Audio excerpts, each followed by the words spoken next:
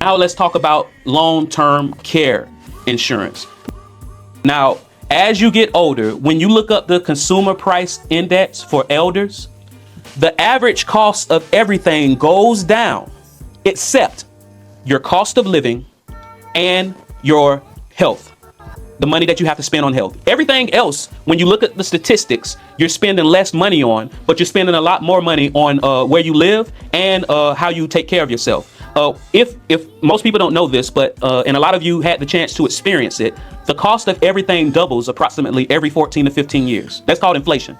Every 14 to 15 years, the cost of everything doubles. So what that means is, if you have a normal cost of living of $30,000 a year, like if $30,000 a year takes care of everything for you without changing anything, 15 years from now to keep that same standard of living is going to be $60,000. And then another 15 years past that to keep that same standard of living is going to be $120,000. So I said all that to say this: as of today, the lowest cost of daily cost of living that I've seen for somebody that requires long-term care is approximately $140 to $150 a day. Right now, take that $150 a day and multiply it by 30 days.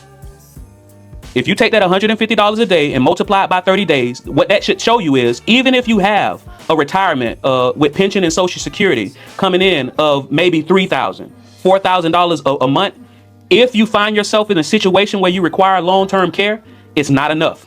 And that is the minimum. That is like one of the bare minimum facilities. Now, some people might say, well, I have my family to help me out.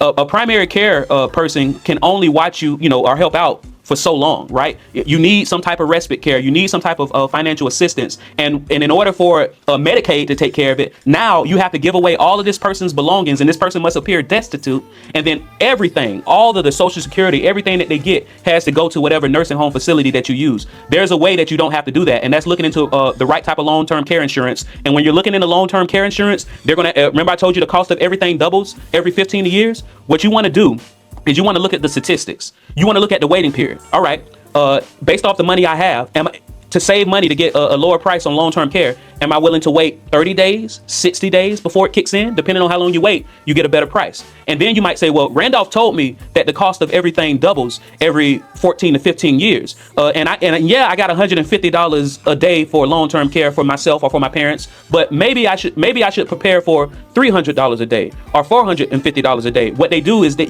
make sure you have what's called an inflation guard on there, and make sure you get compounding inflation. Because if you just get what they call simple inflation, that means, let's say you started with $100 a day.